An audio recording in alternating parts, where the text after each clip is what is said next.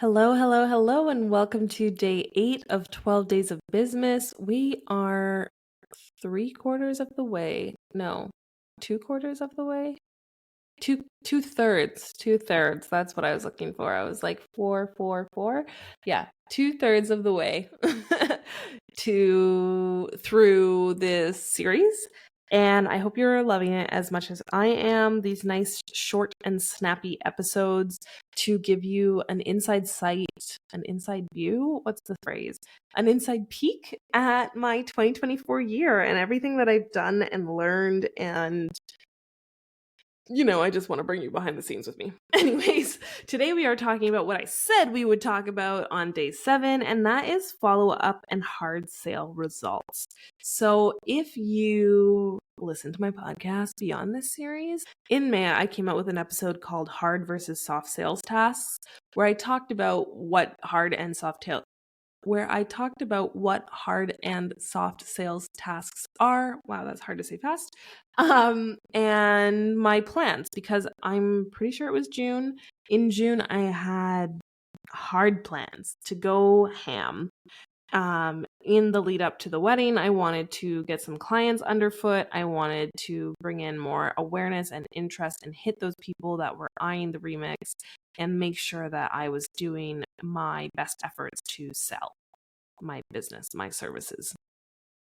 And so I want to talk about how that went and how I approached it. If you have never tracked leads before, I recommend it. Just a simple Excel sheet will do. I have mine in an Airtable base, and they have tags like hot leads, circle back to,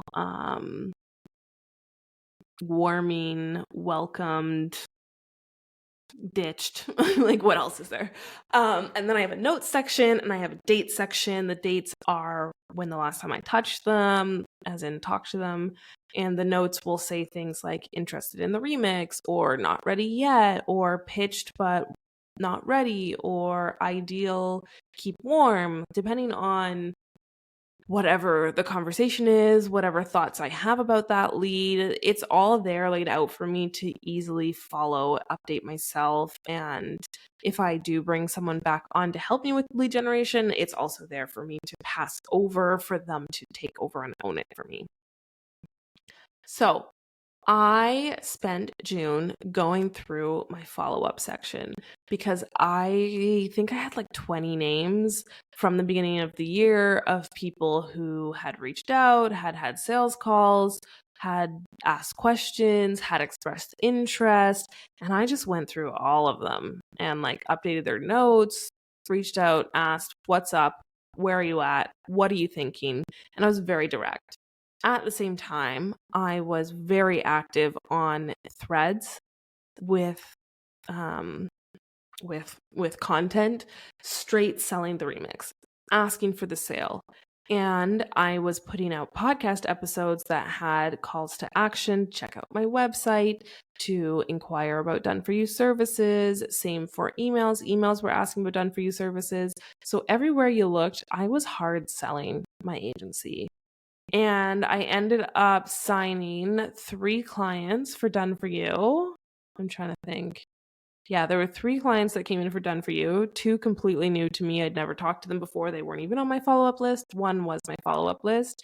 I also sold, I believe, 3 or 4 remixes in both June and July, and then 2 in August, and 1 in September, I want to say. I'd have to relook at my notes.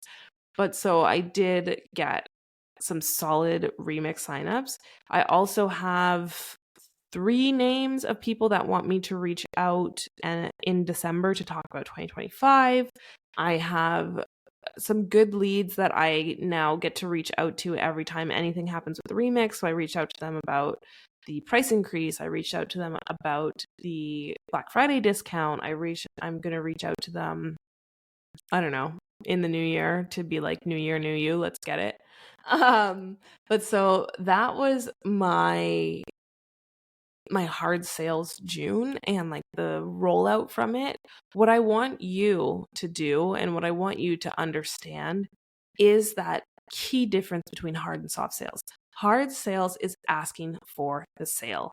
Hard sales is when you say, this is my offer, this is why you need it, and I think you should buy. Whether you're cold pitching or in the DMs, or you're writing an email with a literal, here's my offer, here's who it benefits, here's the link to buy, don't wait. So many of us are caught up in soft sales, and like, I've been guilty of this. I have, oh my God, I can't even tell you. Like, I was looking through my email bank the other day because what was I looking for? Oh, I was looking for testimonial emails. I was looking for emails where I literally was like, this person worked for me. Where I was literally like, this person worked with me. This is the offer. This is what they thought. This is where they were before, blah, blah, blah. I was looking through my emails to find full case studies or just testimonial emails. I cannot tell you how often I fall back into this weird pattern where my emails are just shit. Like, thank you to everyone who's on my email list and continues reading them. But like, going through my email bank, I'm looking at my emails and I'm just like, I'm saying a whole lot of nothing about nothing. Like, I'm not mentioning my offer. This email doesn't relate back to my offer. There's no link to sale. Or I'll talk about the offer. Or I'll talk about something to do with content repurposing. And it's just like, P.S., here's the link to buy. And it's not actually like a proper sales pitch. And that's why I also absolutely hard fell out of love with TikTok, because I fell into this loop where my TikToks were just fluff, where I could make any trend about my industry, about content repurposing. But because of TikTok's short captions, I know they've changed it now, but because of the short captions, there was never really any calls to action beyond just like follow me. I never invited people to buy. I never like got into how whatever I'd said in the trend affects you and affects your offer or affects your business, affects your marketing, and why you need to hire me to fix that, blah, blah, blah. I never had hard sales on TikTok, and I never saw clients from TikTok as a result. And so that's why I don't do TikTok anymore. And it's funny because I've been wanting to get back into creating trend type reels because I do really enjoy the creation part of the video marketing side. But I don't trust myself not to fall back into that fluff, into that lack of selling, spending hours creating content for it to not do anything for your business. But it's not doing anything for your business because you're not letting it. You're not actually using the content intentionally, right? And so it's a scary thing. And it's something I'm guilty of. And I know it's something that a lot of you are guilty of. And I want you to look through your content and honestly tell yourself, like, are you asking for the sale or are you just putting out fluff? And could you be doing better? Because if you're getting ready for 2025 and you're like, I didn't see the sales I wanted last year, business is getting harder, nobody wants to buy, my offer is struggling to sell, look at your content. When's the last time you actually DM'd someone who had expressed interest and fell off or ghosted you or whatever? Where can you create the sales instead of just waiting for the sales? All right. All right, we're going to wrap things up there. That is the end of day 8 of 12 Days of Bizmas. Thank you so much for tuning in to 2/3 of this series. If you haven't listened to the other episodes, please go back and listen. Obviously, I created them for you.